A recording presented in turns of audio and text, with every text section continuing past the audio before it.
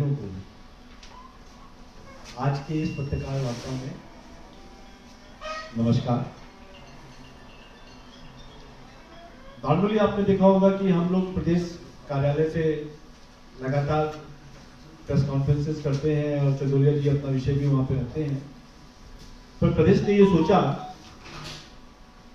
कि अपने अपनी लोकसभा की क्या समस्याएं हैं, पिछले 10-11 सालों में किस तरीके से आम आदमी पार्टी और अरविंद केजरीवाल जी ने दिल्ली को बर्बाद किया है, इन सब विषयों को लेकर आज उत्तर पश्चिमी लोकसभा का पत्रकार वार्ता है।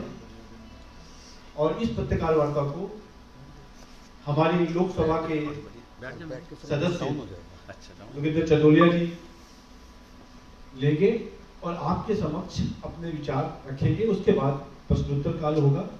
तो मैं योगेंद्र चंदोलिया जी से अनुरोध करता हूं कि पत्रकार वार्ता को आगे बढ़ाएं। सभी को नमस्कार। थोड़ी क्षमा चाहता हूं कि मैं कहीं थोड़ा लेट हुआ, तो आपको पत्रकारों को ज़्यादा वेट नहीं कराना चाहिए। आपके समय की मैं समझता हूं कि बहुत ही आवश्यकता रहती है। मेरे साथ भारतीय जनता पार्टी यदि प्रदेश में शुभेंदु शेखर अवस्थी जी जो हमारे प्रदेश के प्रवक्ता हैं, मेरे साथ में हमारे बाहरी दिल्ली के जिलाध्यक्ष रामसिया सरन जी और मेरे सांसद प्रतिनिधि के नाते जो मेरा काम देखते हैं सुधीर धनखड़ जी, और मेरे ऑफिस का जो सेक्टर 7 रोहिणी में जो 24 दिन काम करता 30 दिन काम करता है, एक रविवार को छोड़कर, उनको संभालने के लिए हमारे एजुकेशन से रिटायर वीपी सिंह जी और मेरे पत्रकार मित्रों बहनों, आप सबको मालूम है कि पिछले 10 साल से दिल्ली की आम आदमी पार्टी की सरकार है और 10 साल में जितना उन्होंने दिल्ली के लोगों के साथ अन्याय किया है वह आपने समय समय पर देखा होगा। दिल्ली प्रदेश भारतीय जनता पार्टी के अध्यक्ष वीरेंद्र सचदेवा जी ने एक दिल्ली सरकार को हटाने की जो मुहिम पिछले 10 सालों में भारतीय जनता पार्टी के कार्यकर्ता संघर्ष कर रहे थे, धरने प्रदर्शन के माध्यम से अपनी आवाज को बुलंद करने का काम कर रहे थे। और उसमें अब जब चुनाव निकट आ गया तो दिल्ली के अंदर लगभग हमारे 8 विधानसभा सदस्य थे और 62 सदस्य आम आदमी पार्टी के एमएलए थे। बीच में कुछ लोगों को उन्होंने बदल दिया और दूसरे आ गए। ना तो पहले वालों ने काम किया ना दूसरे वालों ने काम किया और दिल्ली को बेहाल कर दिया। हमने मेरे इस लोकसभा क्षेत्र में 10 विधानसभा आती हैं। 10 विधानसभाओं की कुछ समस्याएं अलग अलग हैं, लेकिन जो कॉमन समस्याएं हैं मैं उनको आपके सामने रखकर दिल्ली की मुख्यमंत्री आतिशी मैडम से और दिल्ली के उस पूर्व मुख्यमंत्री से जिन्होंने दिल्ली को ठगने का काम किया, झूठ बोलने का काम किया। झूठ बोलने में अगर किसी को पीएचडी हासिल होगी तो मुझे लगता है कि बिगर सोचे समझे कोई भी सरकार अरविंद केजरीवाल के व्यवहार को देखते हुए उनको झूठ बोलने की डिग्री बहुत आसानी से मिल जाएगी। दिल्ली को बहला बहला कर 10 साल दिल्ली को सैकड़ों वर्ष दूर कर दिया।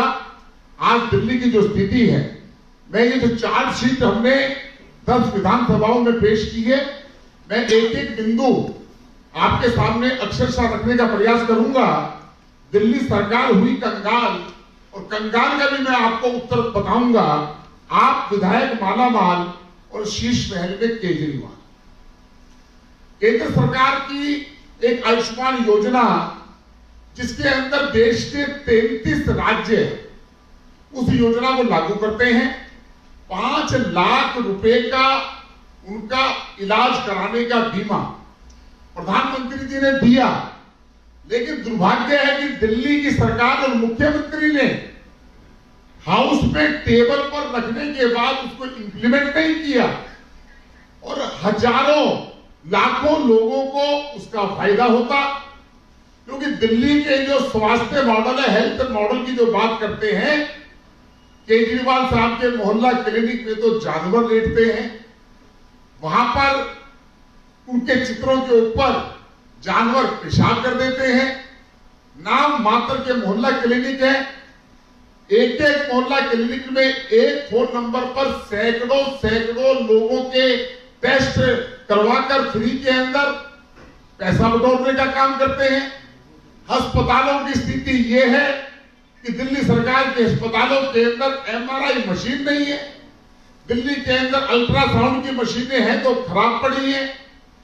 दिल्ली सरकार की स्थिति यह है, केवल छोटी मोटी दवाई दे दो और वो दवाइयां भी बाद में पता लगा कि दिल्ली के अस्पतालों में, सरकारी अस्पतालों में नकली दवाई भी दी जाती है।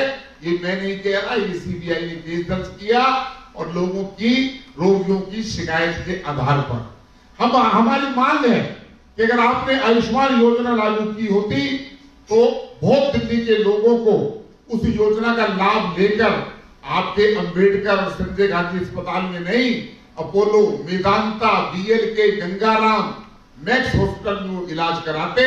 आपने 10 साल के अंदर ऐसे गरीब लोगों के ऊपर आपने कुठाराघात किया है।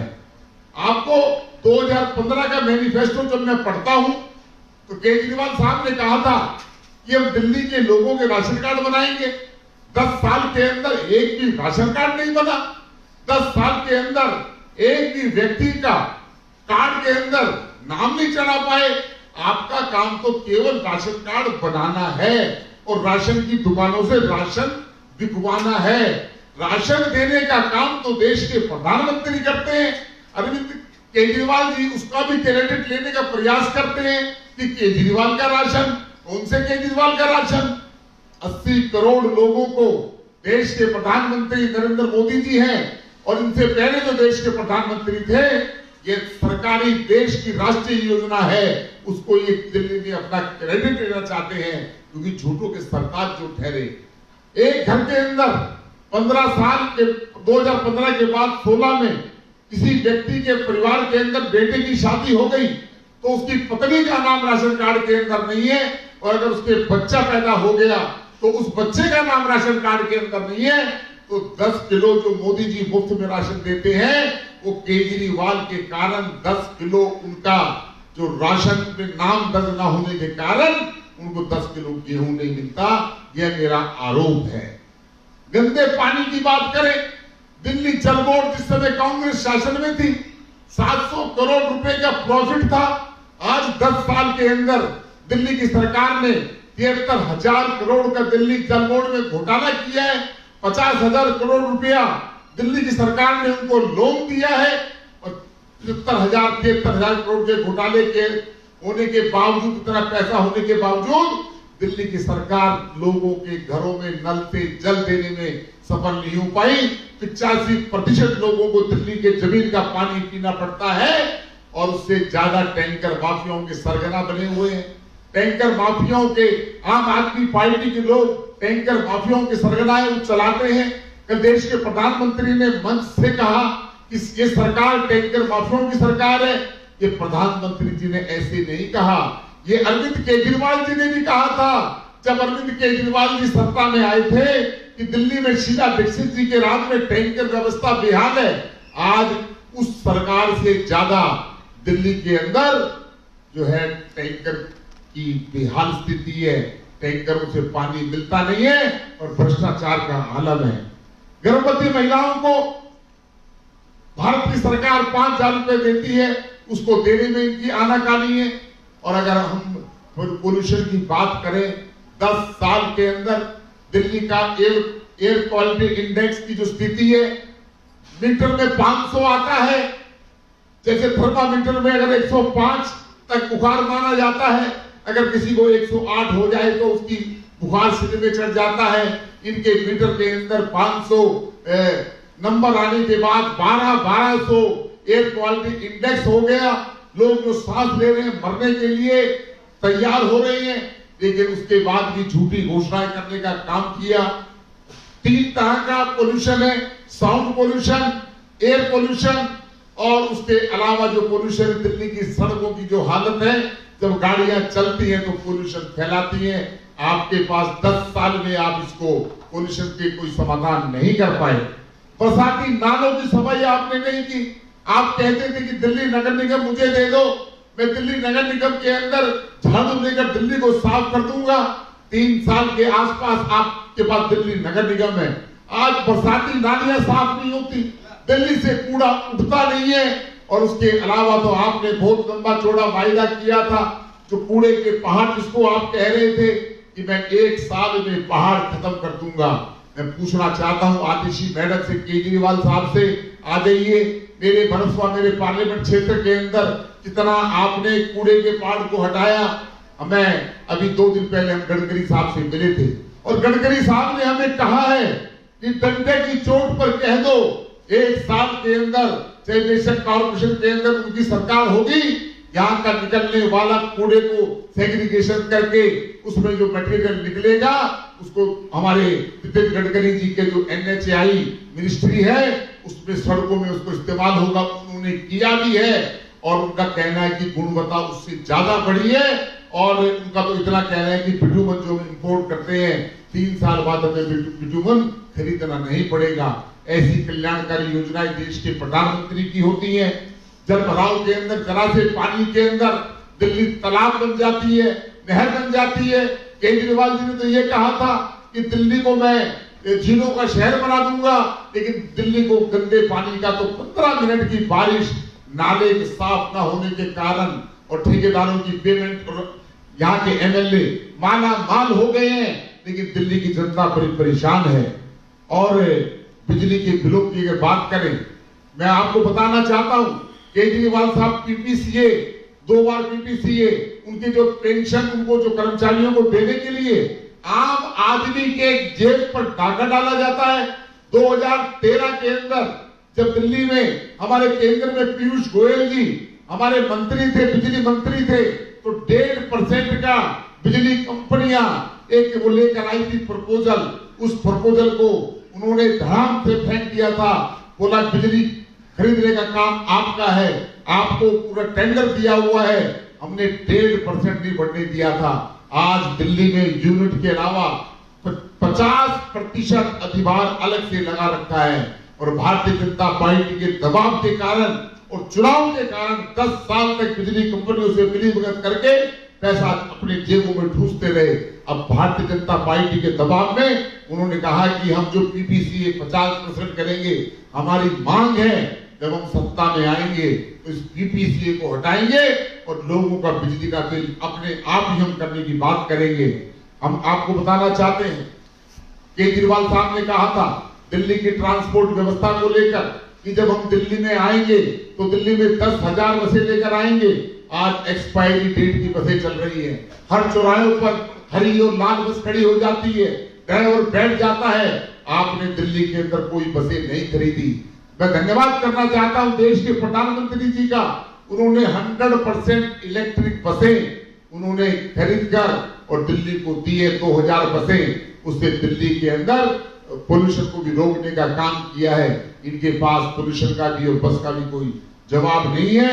और खुद को अपने आप को साधारण व्यक्ति कहने वाले जिस गाड़ी से कौशाम्बी से आते थे, आज 7 गाड़ियां आगे और 7 गाड़ियां इनोवा, 3.5 फुट का आदमी उसमें बैठता है, जो कहता था कि मैं गाड़ी नहीं लूंगा, मैं बंगला नहीं लूंगा। और बंगले के नाम पर एक साधारण जो बंगला मिलता था जिसमें दिल्ली की मुख्यमंत्री भी रहती थी, वो उनके लिए होना चाहिए था। शीश महल 250 करोड़ में जिस समय दिल्ली के लोग कोविड से मर रहे थे और वे अपना शीश महल बना रहे थे, और उस शीश महल के अंदर किस प्रकार का कम्बोर्ड लगेगा, इसमें सोने की परत चढ़ी होगी। हे मेरे देवता, आप किस प्रकार से इस व्यक्ति को इसको उन हालात तक लेके जाओगे। दिल्ली को शराब की नगरी बनाने का काम किया, एक पौवे के साथ एक कुपा फ्री देने का काम किया, लेकिन भगवान ने भी सुनी उन माताओं बहनों की और उनको शराब घोटाले के अंदर सिसोदिया साहब, केजरीवाल साहब को अंदर जाना पड़ा और वो बड़े खुश हो रहे हैं। वो कहते हैं कि हम बाहर आ गए हैं। मैं कहना चाहता हूं बेल पर हो, आधे बेल पर हो, फिर दोबारा मैं जब जाता हूं हरिनगर की तरफ, जहां पर तिहाड़ जेल है, वहां बड़े बड़े पोस्टर लगे केजरीवाल साहब के, वो कहते आएंगे केजरीवाल, और हम भी, दिल्ली की जनता भी यही कह रही है, जाएंगे केजरीवाल, जेल के अंदर जाएंगे। आपको इसलिए मुख्यमंत्री को छोड़ना पड़ा कि आप आपराधिक प्रवृत्ति के अनार्किस्ट हैं, और इसलिए सुप्रीम कोर्ट हो, हाई कोर्ट हो, उन्होंने कहा कि आप किसी भी फाइल पर हस्ताक्षर नहीं करेंगे। फिर आपने खड़ाऊ मुख्यमंत्री बना दी, जो कहती है कि मेरे साथ की कुर्सी खाली होगी। इस प्रकार का ये राजनीतिक के अंदर वो आपदा की बात करते हैं। देश के प्रधानमंत्री ने कहा है कि आपदा, दिल्ली में जो आपदा आई हुई है, इसको नहीं सहेंगे, इसको बदलेंगे। ये आपदा दिल्ली में नहीं है, इस आपदा के शिकार तो स्वयं केजरीवाल साहब हैं, जो जन्मजात ये सोचते थे कि मैं तो 50 साल मुख्यमंत्री रहूंगा। ये आपदा उनके ऊपर भी आ गई शराब के कारण, कि उनको आतिशी जी को मुख्यमंत्री बनाना पड़ा। तो उनको आपदा से ज्यादा नाराज नहीं होना चाहिए, क्योंकि वो भी मुख्यमंत्री के नाते आपदा के शिकार हैं। हमारे पास मैंने बता दिया सड़कों की हालत। मेरे पार्लियामेंट क्षेत्र के अंदर नांगलोई से लेकर टीकरी बॉर्डर की मैं बात करूं, टीकरी बॉर्डर तक अगर हरियाणा और पंजाब में जाने का एकमात्र रास्ता है, 2-2 घंटे के अंदर लोग केवल 2 किलोमीटर चल पाते हैं।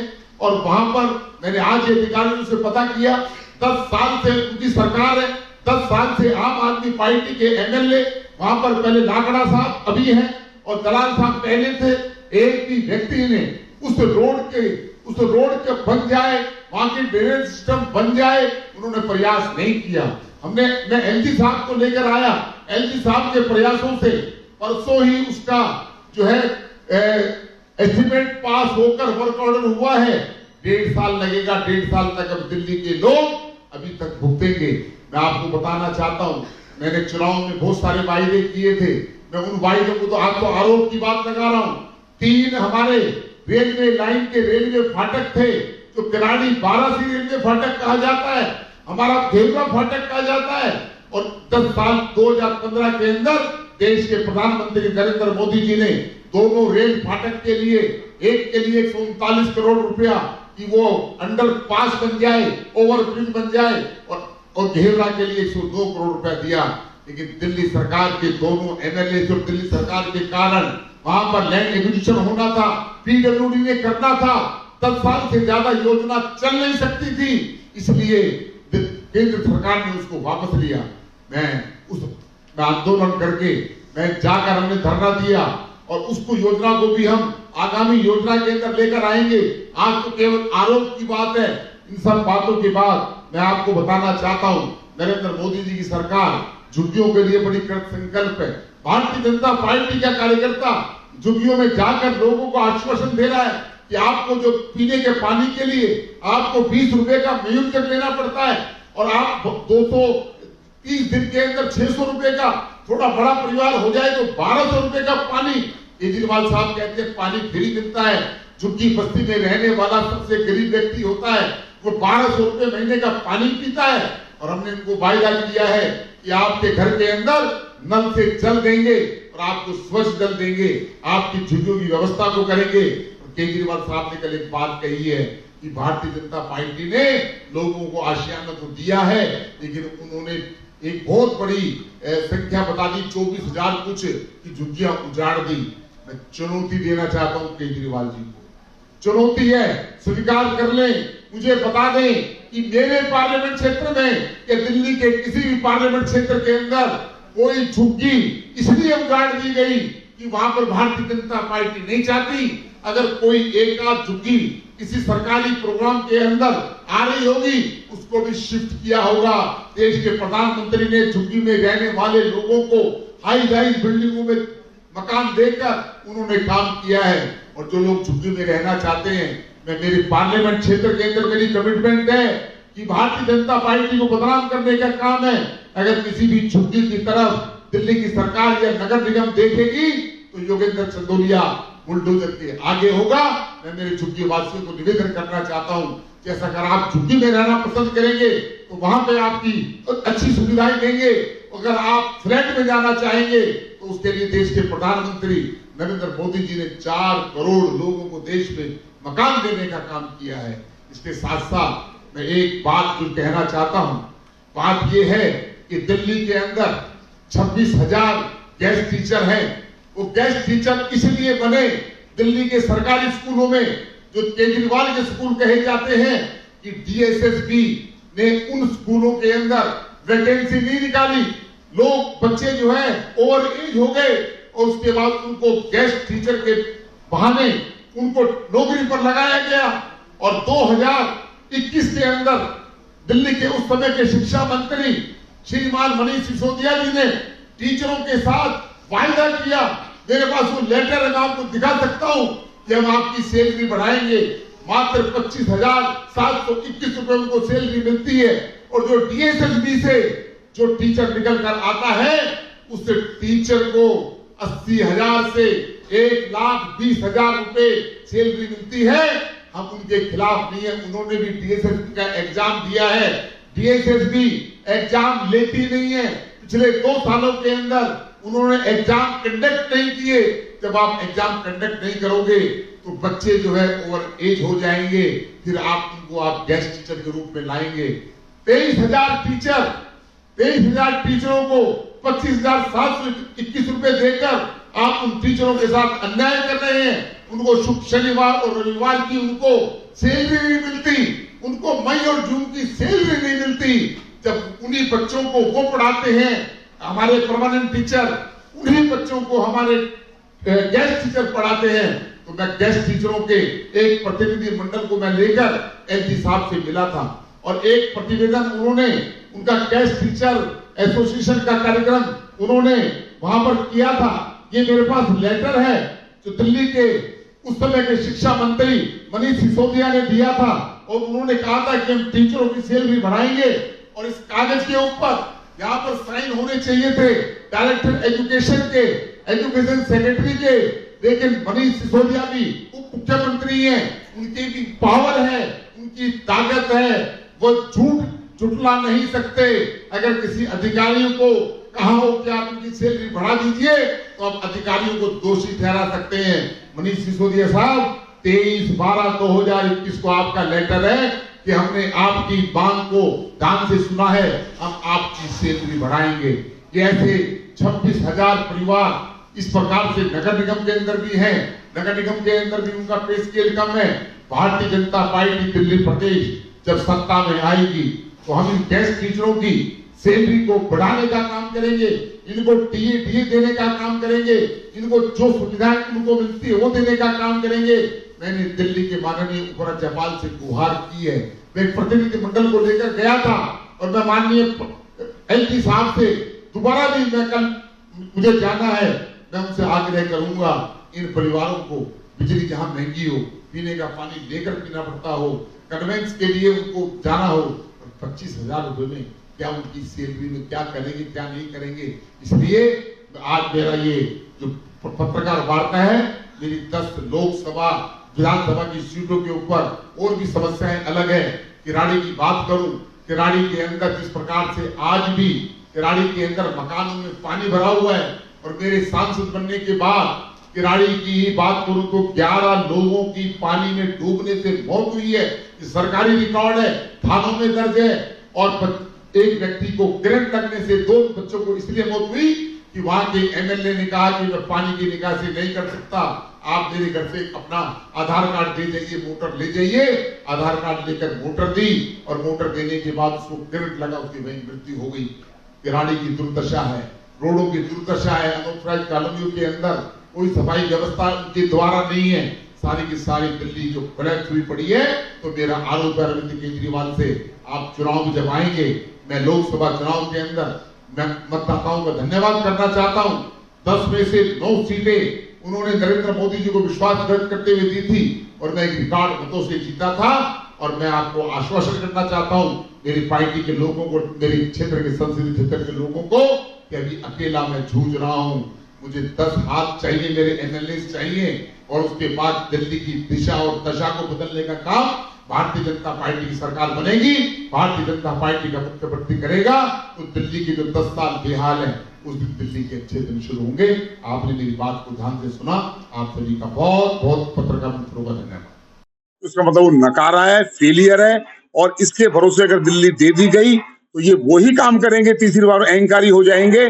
जैसे 26 जनवरी को इन्होंने गणतंत्र दिवस की परेड का विरोध किया था, धरने पर बैठ गए थे, एलजी साहब ने कोई बात नहीं मानी तो एलजी साहब के कमरे में सोफे पर लेट गए थे, तो ये निरंकुश हो जाएंगे। अगर इन्होंने काम किया है तो उनको पेट में दर्द क्यों हो रहा है?